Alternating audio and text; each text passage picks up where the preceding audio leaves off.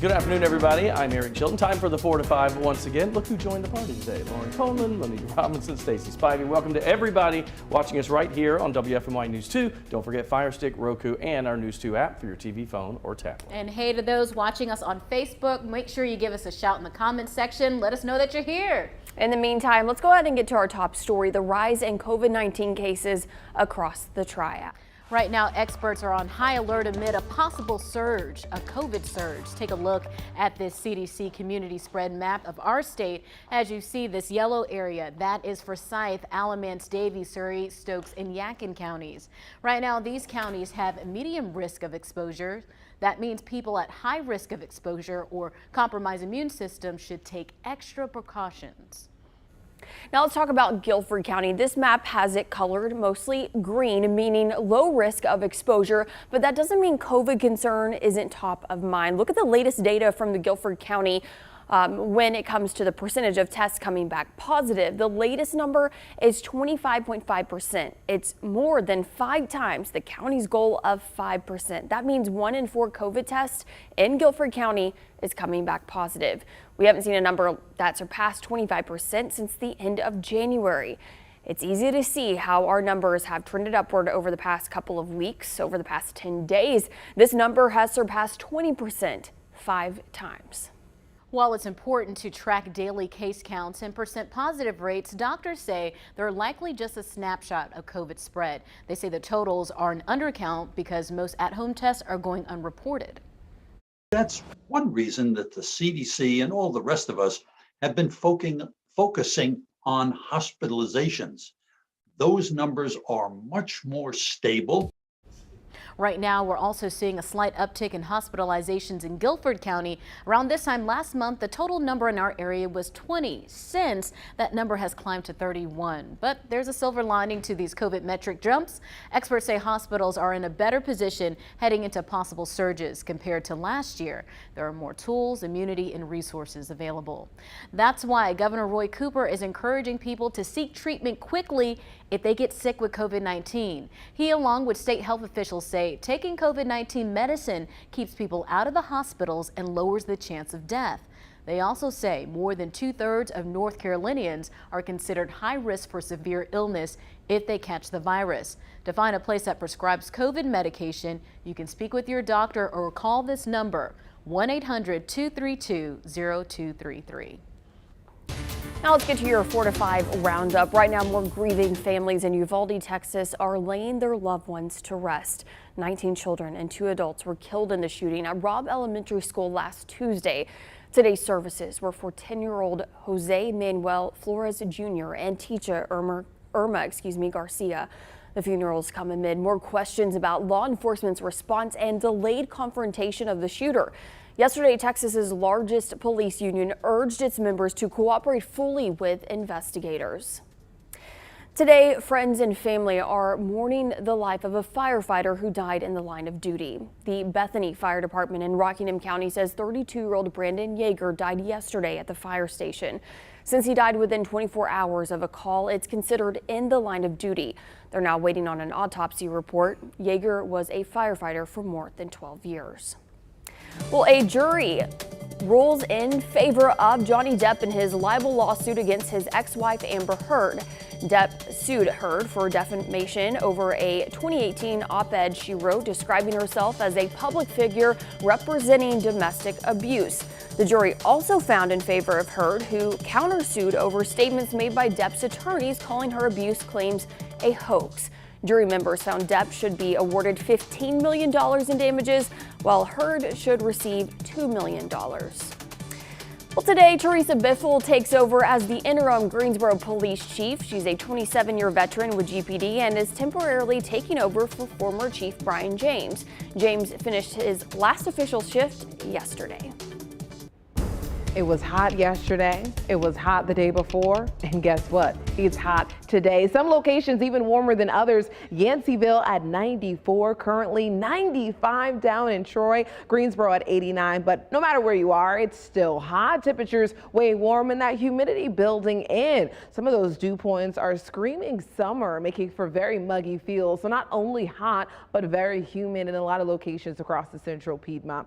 Things are dry now, but did have one little blip of a storm that briefly popped up across Stokes County and then briefly disappeared. It kind of happens very often in the summer where we have these afternoon storms that pop up with the warm temperatures and the humidity. It's just possible. And as we go through the day tomorrow, that severe threat increases for some locations across the Triad. Tomorrow forecasting a high of 91 degrees with a few PM storms. So it may be a very active evening for some, as these are scattered storms, so not everyone getting to see the same thing, but we could see some strong storms across the area. So I'll be breaking that down a little bit further, but just quickly want to show you the 7-day before I jump into more stuff going on with weather later on in our newscast. We're talking very warm temperatures once again tomorrow, 91 for the high with chances of storms in the afternoon. Your Friday, cooler and then a low chance of showers or storms in the late day.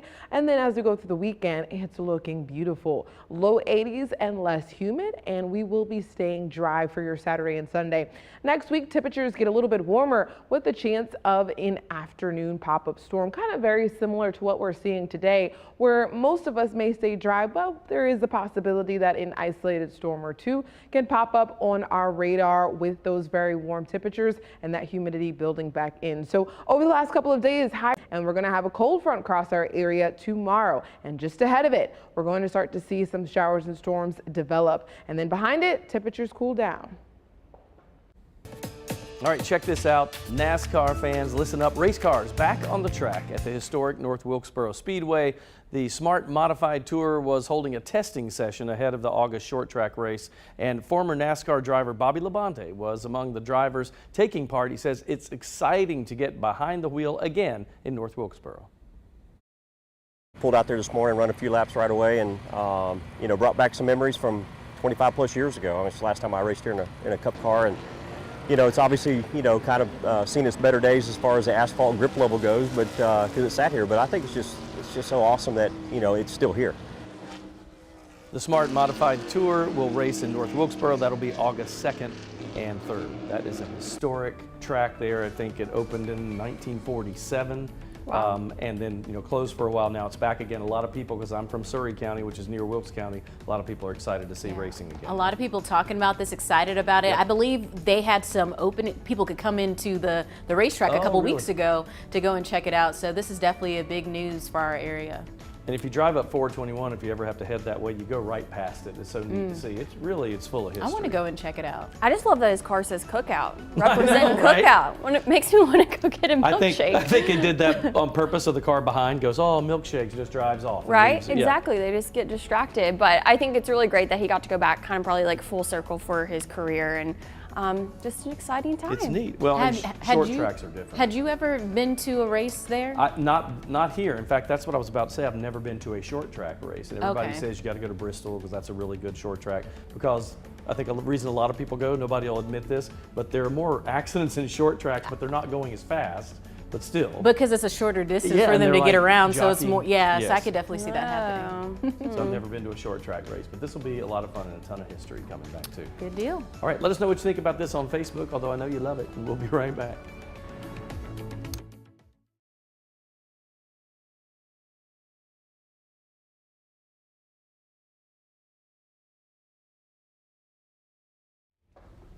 Yeah, that's fine. Oh my goodness. What's up, Facebook? How's it going? Hello, Let me log in Facebook. so I can see let's see what's happening. What's happening? What's up? What's happening? What's up? So Baylor is officially 11 months old today, and I don't know how I feel about it. She'll be 1. Oh my God. Is she talking at all month. yet? I mean, she says dada, mama, Yep. bye-bye, but like not a lot. Can she say dog and like ball or like certain words? She probably said No. ba. Yeah, it's more like ba, da, a da.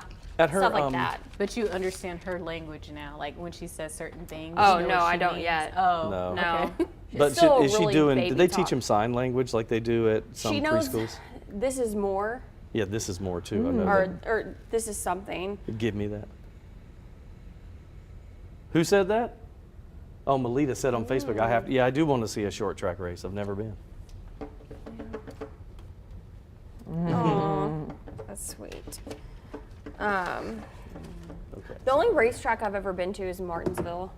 Oh, really? I've never even been to that. I've never Yeah. been to a racetrack. Me neither. That was literally the only one I've been to. So it's funny, I grew up in North Carolina and I never really was into NASCAR. And then when I moved to Florida, I started covering, they were sending me to do feature stories at Daytona. And I saw my first race and I was like, I can't get over how fast they're driving and bumper to bumper. And That's why I can't go, because I'm like, when I see them nervous? driving, I'm like, I would love to ride in the passenger seat of one. I think that would be That's like riding Bye, a roller Facebook. coaster almost. we'll see you on the tube. dangerous.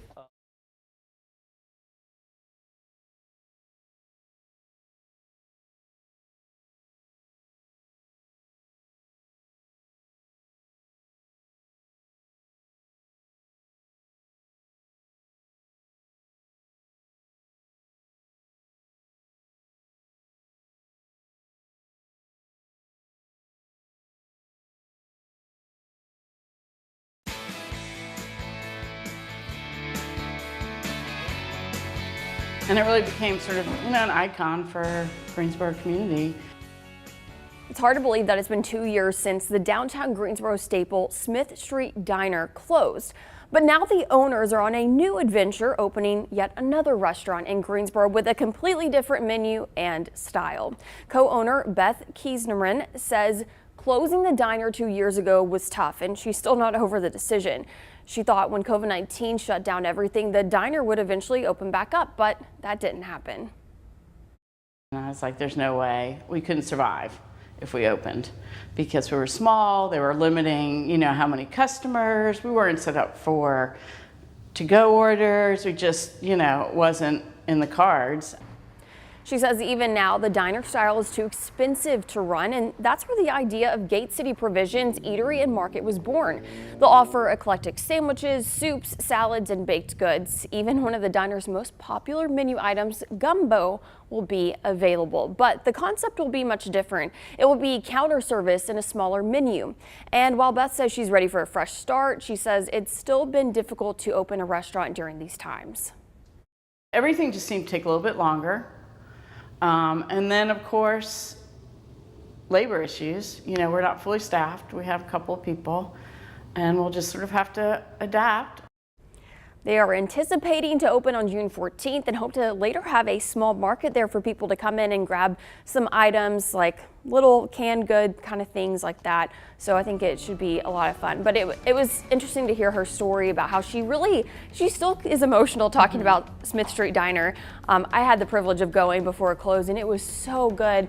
But she's ready for a fresh start, and she said she just couldn't go back to it. I trust anything she does because they did it well, but I loved Smith Street. It crushed me when that closed. There was a short time I actually lived downtown and I was there all the time, but their biscuits were about that big, and I'm So not good. kidding. So good. I I shouldn't keep talking about that because now she's off to something. I wish I was here before Oh the my closure. I gosh. would have loved to try it. But, there's been so many businesses and small businesses that closed during the pandemic. So the fact that they're able to bounce back, it might be different than what they were doing before, but still that she's able to have this new business is still a success story, because there was a lot of mom and pop shops been around for decades yeah. that will never And it's open up hard again. to do that now. It's hard to do it even now. because it's hard to find workers. That's- we have she all this said that, inflation. It's difficult. So this is definitely a success story. And that's why they, made this new style where you go in and you order up front and then you go get seated. Like there's not someone that just waits on you the whole time because of the staffing shortages and because of the inflation. That's why they chose the sandwich style shop. So there are a lot of thoughts going behind this process of making this Got to happen. adapt to the times, and Sure it's do. interesting to see what people are doing these days. We'll see. Right. Well, this led me to think about staple restaurants. So I asked you to tell me on Facebook about one in your hometown. Faye says Silos on Old 49, classic in Denton. Jan writes 66 Grill, best in Thomasville. And Irvin, adds Rancho Dukes Pulliams, I'm not sure how you say that, all have been in Winston for decades. For Howard, it's Skipper's Highway 64, and Candace, Harbor and Seafood. Steph says Short Sugars.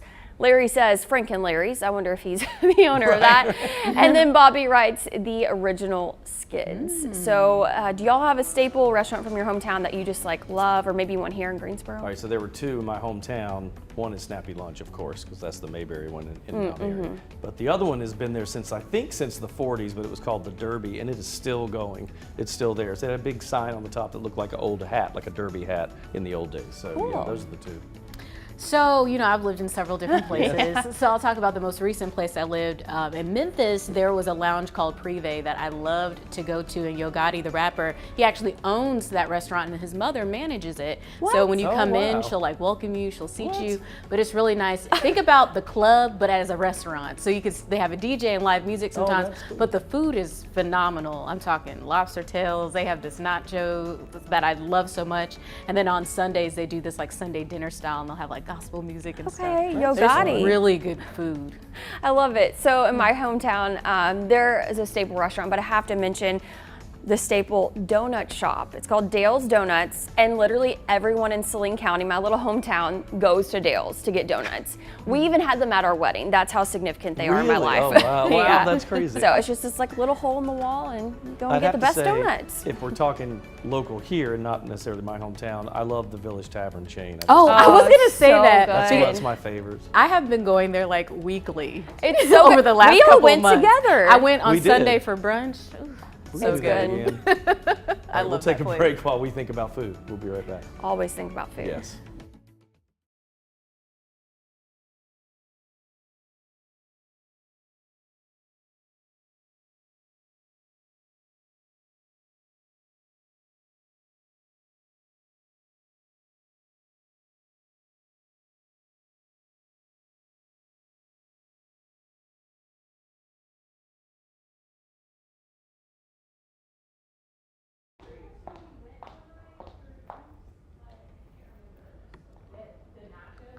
Yes. Are these supposed to be like that? Vertical? Can you, I don't know how to set them to graphic. I don't know how to set those to them. Is the camera in the right spot? Am I standing here though? Or there? You're here. Okay. Oh, okay. Oh. Oh, okay. Well, then should I still stand there or still stay here? They usually paint over. Okay. Cool.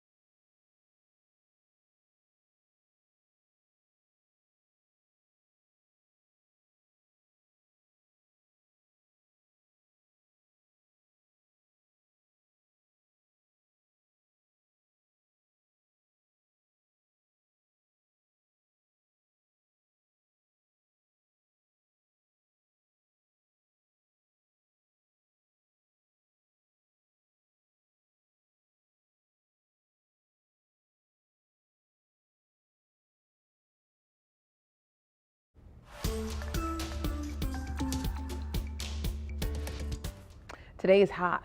The sun is blazing. Cone Health Cancer Center's Christine Brannock says you have to wear sunscreen. We should wear a sunscreen of at least a 30 or higher. And the SPF is the sun protection factor that you should look for. And the reason we say 30 or higher is because a 30 protects against 97% of UV rays. If we were to look at a 15, it only protects against 93% of UV rays.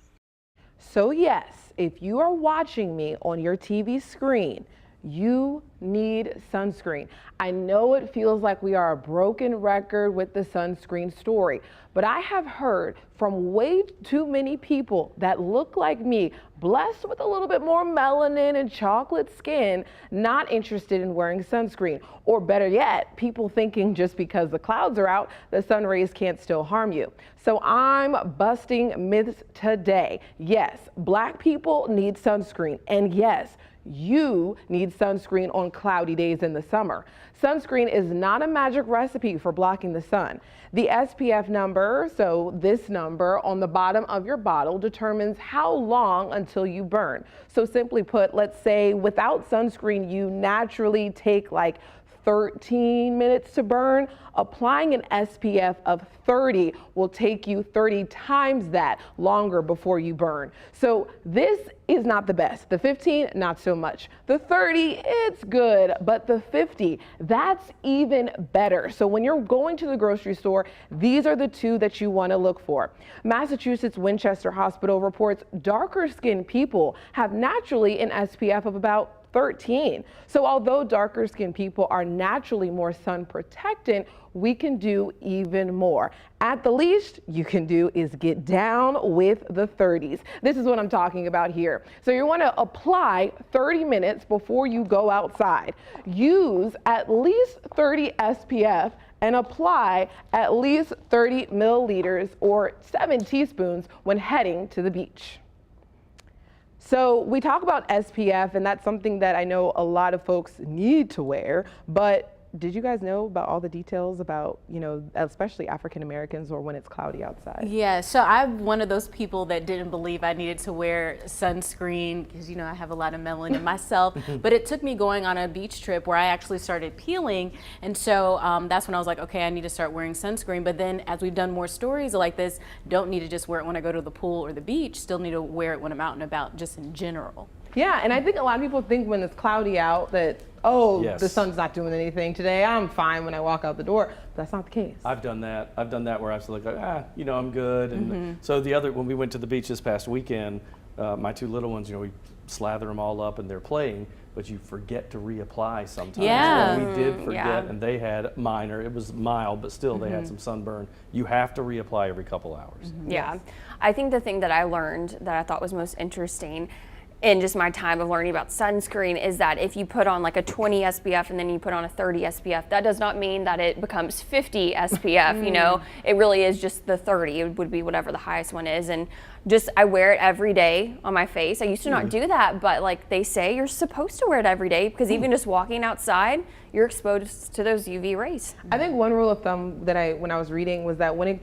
feels like it's completely dried up, like when your lotion and you kind of feel like you're like, I don't know if this is on anymore, that's the point when you need to reapply, because obviously it's not effective because you don't even feel it on your skin. That's true. Do you guys have any tips for that like sticky feeling? You know, like after you put the sunscreen on, it's hate kind that. of, I don't like that feeling hate it. either. So what is the cure to that? Well, one thing I have learned from living along the coast, baby powder. Okay. So one thing whenever you go to the Really? beach, it's important that you bring baby powder with you, because so oftentimes when you're sunscreen and you're sweaty and the sand sticks to you, and then you get in the car and you have sand stick to you and you feel icky. So the baby powder actually is a very easy way to just wipe off all of that. I actually learned it from an artist. She said, yeah, if you just put baby powder on, it's a quick way to get rid of all the sand and all that stickiness on you. So definitely bring baby powder when you go to the beach. Wow, that in thank you, mind. Monique. I learned Right. something new. And we have beach weather coming up. For Oh, it's hot today in a lot of places. They're feeling the heat. And with some of that humidity also building in, it's making for some active weather, especially in some parts of the country. So you can see when we look further west of us, we're starting to see some storms pop up. And even well across Ohio, we do see some severe thunderstorm warnings that have popped up.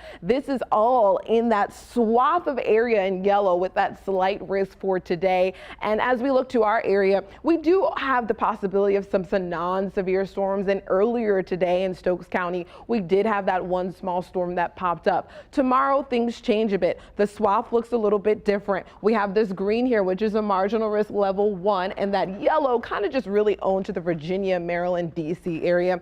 We could possibly see some severe storms in our area tomorrow. So this is how it looks. That margin is kind of splitting the central Piedmont in half, and then areas further south just looking at non-severe storms. So this futurecast helps us to see exactly what we're talking about here. Temperatures cooling down-ish tonight. I mean, look at this, 70s overnight. This is not cool, guys. And then as we go through the day tomorrow, those temperatures warming back up to the 90s. And you can see with that heat and humidity, we get the best chance of storms in the afternoon. So kind of like after 3 p.m. through the evening, we're going to need to continue to watch the radar. More details on what's going on in the tropics coming up.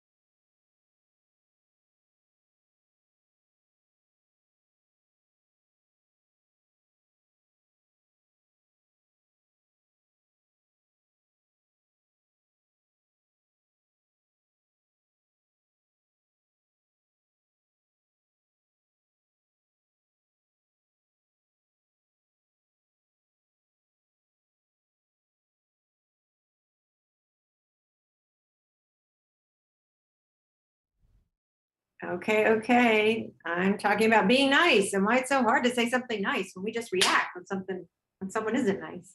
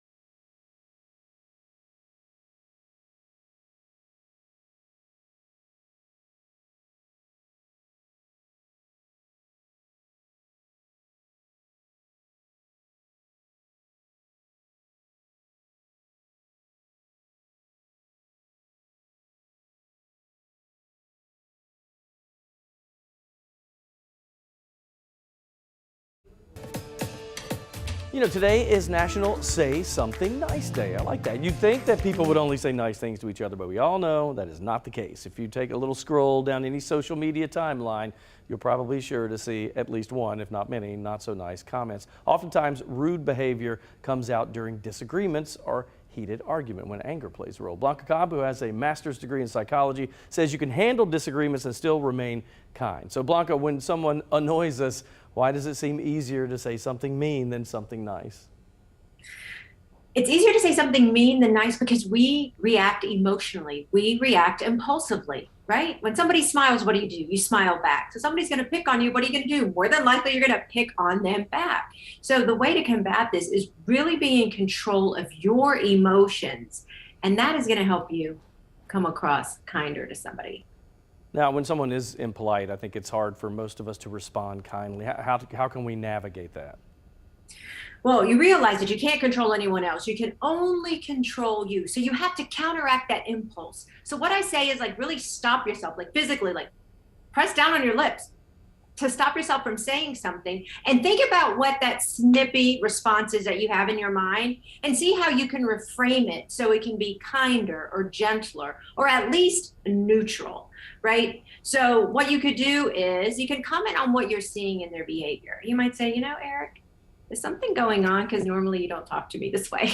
right? You could be nice about it. Or what you could do to be even more subtle is you could look at somebody and go, what did you say? When you say, what did you say? They're going to be like checking themselves. They're like, oh yeah, what did I say? And they're going to start thinking about, well, did I really need to say that? Because you're calling them on it without being direct. You made me think of when I talk to my kids, if they say something I think is smart, I'm like, what did you say? And then they look like they're scared to death. So what about the worst? Tone of voice, Eric, tone of voice. That's right. All right, so the worst is when people fake nice. And I think your body language probably tells that story, right? Oh, absolutely. When you try to pretend to be nice, people get the sense they can feel that you're not. And why? Because there's a contradiction in what you're saying versus what you're showing in your body language. So those fake smiles that you give, people can see right through it. Tone of voice plays a part in it. They're not gonna listen to you. Or guess what? I mean, your body language can get harder or sharper, and they're gonna notice that too. So they're gonna know that what you say, you don't really mean, because your body language is giving you away. Yeah, you were right in the very beginning. It all comes back to control. Calmness and control. Yep. All right, thanks, Blanca. And you can continue the conversation with Blanca if you want to on her Facebook page. It's Blanca Cobb, Body Language Expert. We'll take a short break. 4 to 5 continues in just a minute.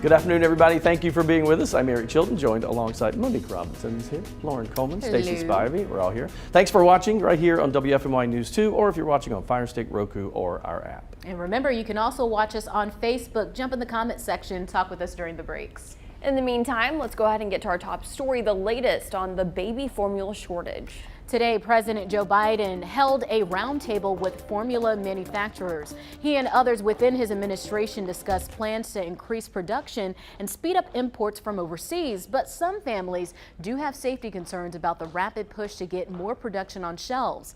Today, the White House press secretary addressed some of those questions. So the FDA has an important mission, right? Is to make sure that the infant formula on the shelf isn't just available, but also that it's safe. And as a parent, I understand the frustration. I understand the fear of not knowing if you have safe and healthy food, baby formula in this case, for your kids. The North Carolina State Health Department is also helping families during this baby formula shortage. Recently, they expanded the WIC program to include more sizes and types of Gerber formula. This includes the Gerber Good Start Gentle Supreme and Gerber Nan 1 Pro Infant Powder. Officials say more than half of infants nationwide participate in WIC. They also hope to bring more options impacted families in the coming weeks. In the meantime, if you or someone you know needs help finding formula, you can go to hhs.gov/babyformula. Now let's get to your 4 to 5 roundup. Right now, we are tracking a spike in COVID spread across Guilford County. Look at the latest data from Guilford County when it comes to the percentage of tests coming back positive. The latest number is 25.5%. It's more than 5 times the county's goal of 5%. That means 1 in 4 COVID tests in Guilford County is coming back positive. We haven't seen a number that surpassed 25% since the end of January. It's easy to see how our numbers have trended upward over the past couple of weeks. Over the past 10 days, this number has surpassed 20% 5 times. In case you missed it, state health officials are encouraging people to seek treatment quickly if they get sick with COVID-19. They say taking COVID-19 medicine keeps people out of the hospitals and lowers the chance of death. Data shows more than 2/3 of North Carolinians are considered high risk for severe illness if they catch the virus. To find a place that prescribes COVID medications, you can speak with your doctor or call this number, 1-800-232-0233. New at 4:30, layoffs in the U.S. fell to a 2-decade low in April, while job openings retreated from record highs. Experts say this means that the white-hot labor market is cooling slightly. The number of layoffs dropped to 1.2 million, the lowest level since records started being kept in 2000. However, the number of people quitting their jobs remains high, with most folks leaving for higher pay. Today, Teresa Biffle takes over as the interim Greensboro Police Chief. She's a 27-year veteran with GPD and is temporarily taking over for former Chief Brian James. James finished his last official shift yesterday. Now let's get a check of the forecast, Monique. Just looking at those temperatures makes me want to go to the pool or the beach. Or drink water, you know, all the things that we could be doing. Anything attached to water is what you need as these temperatures stay hot as they are. This high pressure is to blame, well, the low pressure moving out, but there is high pressure across our area, and that's to blame as it's continuing to pump the heat on in. We're getting these winds out of the southwest, and as we move over the next couple of days, things will change. We'll get a little bit of a relief from it. That's due to the cold front. Ahead of it, we get to see some storms. That's as early as your Thursday. Continuing through Friday, and then things dry out and then cooler and less humid behind it. That's what happens with the cold front. It kind of switches up the weather game. So for tomorrow, we're talking scattered storms after 4 p.m. through about 10 p.m. Damaging winds are the primary concern, and with thunderstorms, you always get that lightning. So that's another thing to worry ourselves with. The Storm Prediction Center splits the central Piedmont. So not everyone is under that marginal risk, just some of us, but we'll all be on alert tomorrow for where any storms happen to develop. So this is our future cast, kind of showing you what it's going to be like over the next couple of hours. Thursday, most of the start of the day will be dry and really warming up, getting into the low 90s. By the afternoon, that's when the scattered storms and showers develop, but not too many. Not everyone getting to see a storm. Some places may be completely dry. That's what happens when we have scattered storms. Not everyone sees the same things, but some may get to see some very strong storms that really just dump a lot of rain in your area and may be kind of loud as they move through. So that's for the case Thursday, but after that cold front, see how these dew points fall?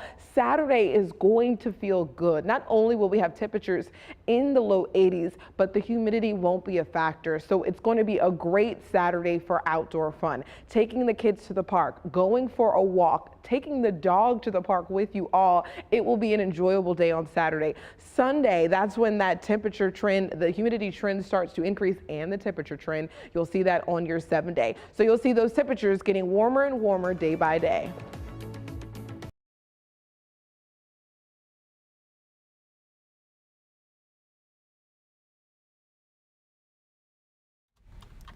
Hey, ice cold milk and an Oreo cookie, they forever go together like a classic combination. What? I'm not in this block? Okay, good.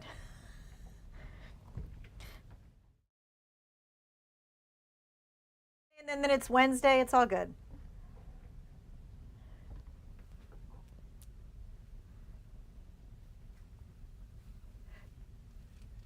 No, I really wanted everybody out. So nobody's going to be in, like with me. I'm going to be in a big aux 1. They're actually not going to walk in. They're all staying in their places. Like Lauren's on W, Stacy's at Y, like that. It's going to be like all of a sudden they appear. Yep. Thanks. Yep. Yeah.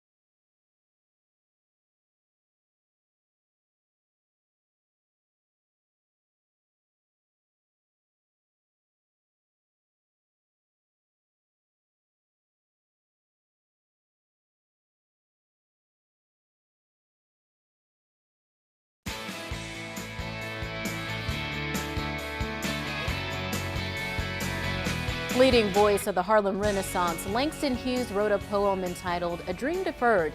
In it, he contemplates what happens to goals that aren't properly nurtured. Today, Coach Lamont answers that question. Let's take a listen.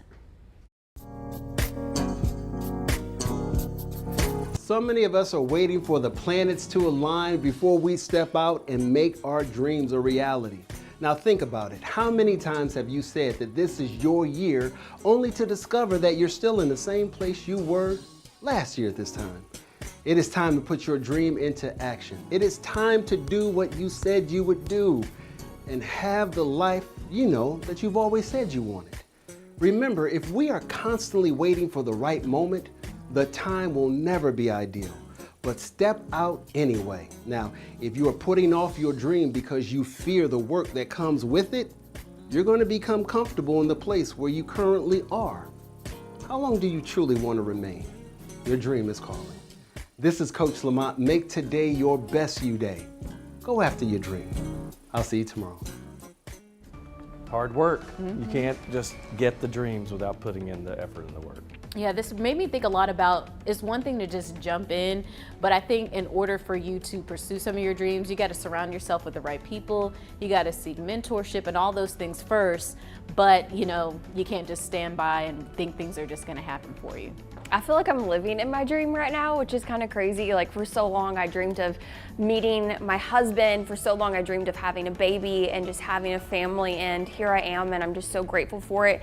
And it just makes me think about all the years that I just prayed and prayed and prayed that this would happen, and I'm just so grateful, and I thank the Lord every day for it. That's the way you Good should things be. come to those who wait. That's right. Yep. But I do think that a lot of people think that, well, just because I want this so badly, it'll happen. And that's not the way You it got to works. plant the seeds. Yeah, you like, got to work at it. if you want to be a basketball player, no one's going to knock on your door Right. and be like, hey, you're playing in your backyard. Are you on a team? Are you practicing night and day? Like, you have to actually put the steps in to make some of these things You happen. also can't let a no stop you from trying. And then you get to a point where if it hadn't happened by this time, yes, then maybe you're where you should be is not what you think or it your should purpose be. is something else. And we Yes. see it in our career all the time. How many no's did it take you to get your first journalism Oh my job. You're gosh, I sitting know. on tape after tape. Some of them don't even get looked at. They're Right. just going down a black hole. But if we just, applied to 5 jobs and just said, all right, nobody responded, we wouldn't be I know. where we are now. Well, and I believe that your dreams can change, right? Don't you think so? Yes. Like you can have a dream and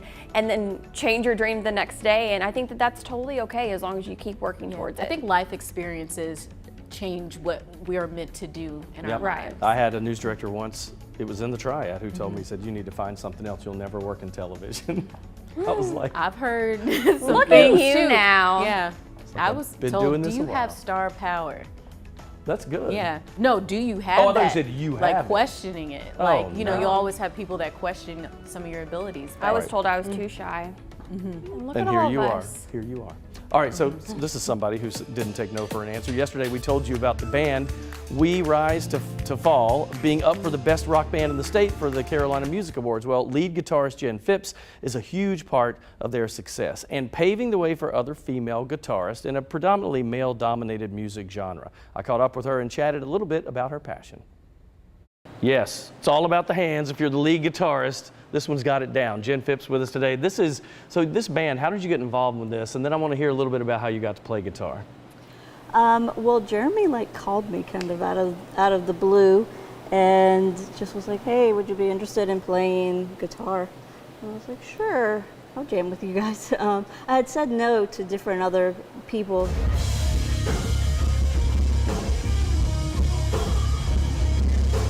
And then it was time. I just felt like I needed to jam with them. And so I went and jammed and then played the show the next day. Next So day? it was, Oh my gosh. that week. So it was one practice and show. Now, how did you get involved? Everybody loves female guitarists. And how did you get into that? Like, who were your influences growing up? Honestly, Joan Jett and Lita Ford were my influences growing up. I got into it because it was like a guitar competition. Someone there, I was like, I'm gonna do that one day. And someone was like, well, girls can't play guitar. And I was like, oh, you watch.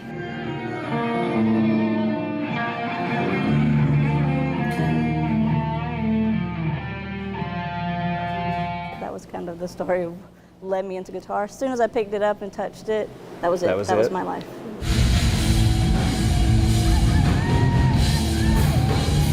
How would you describe, so this band's a pretty big honor that you guys have. Talk a little bit about that. So this is the first time I've personally been nominated, and it's a huge honor. So excited, and I can't wait.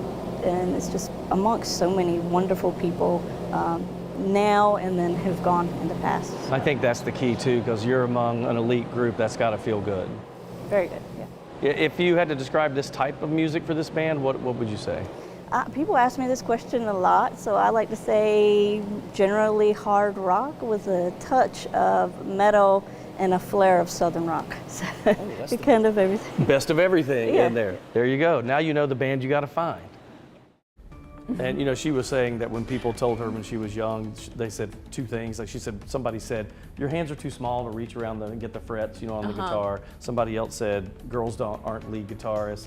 And she just said, every time she said, watch me, or, oh yes, I will. And she did. It made it her life. This ties into what we were talking about you, Day. Like if you want something, as long as you put in, the effort to get there and don't let those no's, stop you, you can make your dreams happen. Yeah, this is incredible. I know someone that she's a guitarist in a band, and it was me going to watch her was so cool because you don't really see that often. Women up there on stage, and one of my favorite artists, his drummer is a girl. I just love it. I just, girl power all the way. I remember when I was a kid and I went to governor school, and there was a girl there that played drums, and I remember thinking that is the coolest thing. Like she was, everybody loved her. Great personality, first of all, but the fact that you can play that instrument, that a lot of times the girls are like, I don't like that, I want to play this. Not her, all about it. Did you play? You played an instrument, didn't you? I did. So I played the flute, I played the clarinet, but I did play piano from 2nd grade all the way till 11th grade. That's what I wish So I I stopped playing piano because I had more makeup lessons than actual lessons because I was involved in so many activities. Yeah. But we were pretty into music growing up. Did you play? I took piano lessons, but I was more into the voice lessons and plays and stuff, and then cheerleading. Can we hear on. it soon? Me? Yeah. She's like, No, oh, girl. no, girl, no. No, not happening. We tried, folks. We'll take a break. We'll be back.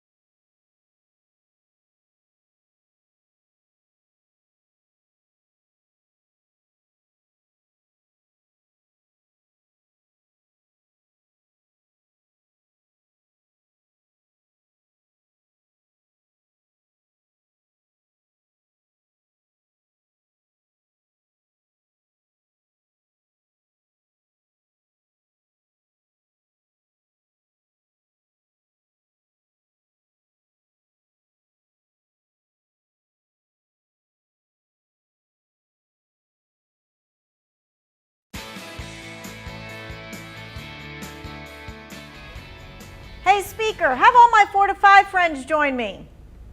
Ooh, look at that. It is amazing what smart speakers can do these days, isn't it? That was so cool. That was so clever. I loved it. I'm glad you said speaker and not ALEXA, so everybody, they don't Yeah, start at home it will happen They for will sure. go off. Yes, Yep. always. You guys have one? We have Yes. 6. You have 6? We do. In our house, we have one in my room, one in the kitchen, and then all my kids have one in their room. It's Oh, wow. crazy. Okay. We have a Google and then we have the other Alexa, one. yeah. That you don't want to say. one. Okay. All right. So do you remember though when smart speakers came out? Do you know like what year it would be? What's Within your the last- best guess? I actually think I know this because we asked her when she was born the other day. Oh really? Oh. And she said 2014, but I don't know if Ooh, that's, is that right? nicely done. It is. That's Okay. right. 2014. That's when the Wow. Amazon Echo appeared. Now those speakers are smarter and cheaper too. Consumer Reports takes a look at the top picks. Pretty much every smart speaker works the same. That's because the functionality isn't in the speaker itself, it's actually in the servers that are up in the cloud. Which means if you want a really good smart speaker for cheap, Consumer Reports suggests the 4th generation Amazon Echo Dot. It's $50. If you'd prefer a smart speaker with a screen, the top performer is the Amazon Echo Show 10. Now, while you can use voice control, it needs space. I'm talking about like the size of a beach ball, since the screen uses motion sensing technology to follow you around. So without space, you could have a problem on your hands. I put a bottle of cooking oil a little bit too close to it, and when I walked around, the screen actually knocked over the bottle of cooking oil. Got a smaller space? Try the 2nd generation Amazon Echo Show 8, which has a stationary base. It's $130. Now, if you listen mostly to music, sound quality is most important. Consumer Reports says the 2nd generation Sonos One is the best sounding speaker in its ratings, and it's one of the few smart speakers that's compatible with Amazon's Alexa and Google Assistant. I love my Alexa. Now, joining into weather, we've been keeping a close eye on the remnants of Agatha as it continues to churn around southern Mexico and bringing a lot of rainfall to Cuba. And as we continue over the next couple of days, watching this region as there is an 80% chance of development over the next 5 days. And so as we continue to watch the system, the question is, will this become a tropical depression? Then will it become a tropical storm and thus be named Alex? So watching the Gulf of Mexico.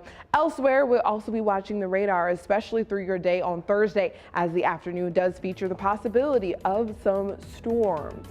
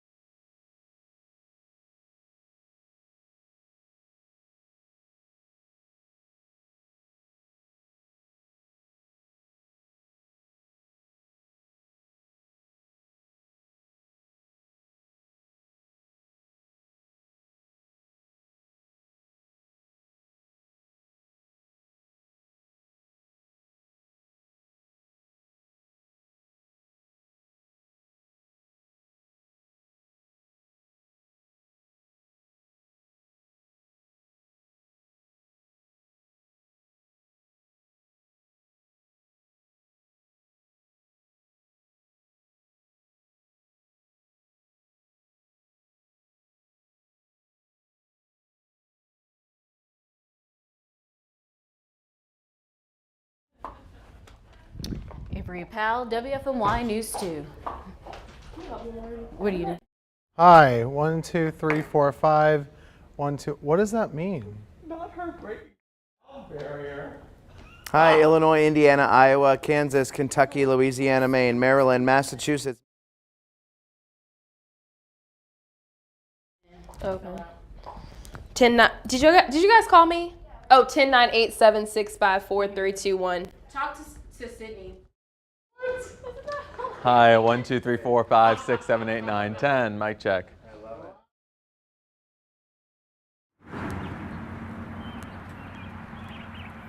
Mic check 1, 2, 3, 4, 5, 6, 7, 8, 9, 10. 1, 2, 3, 4, 5.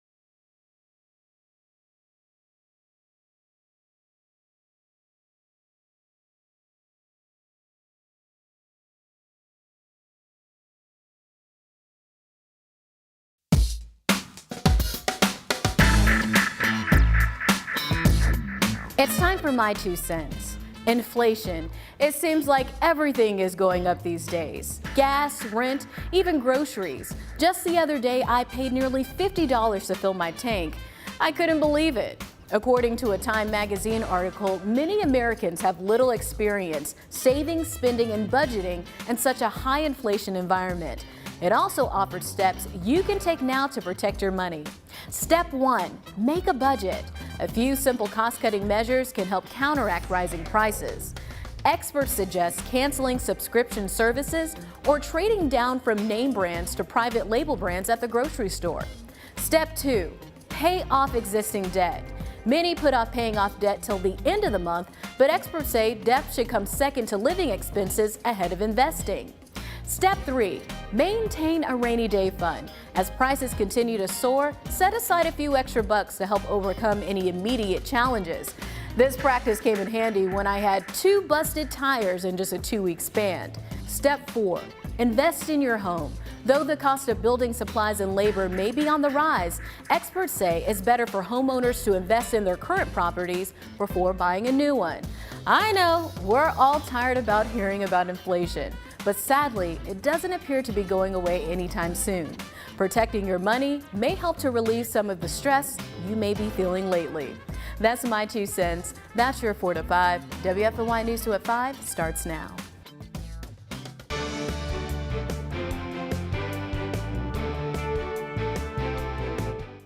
Helping people is his passion. And more because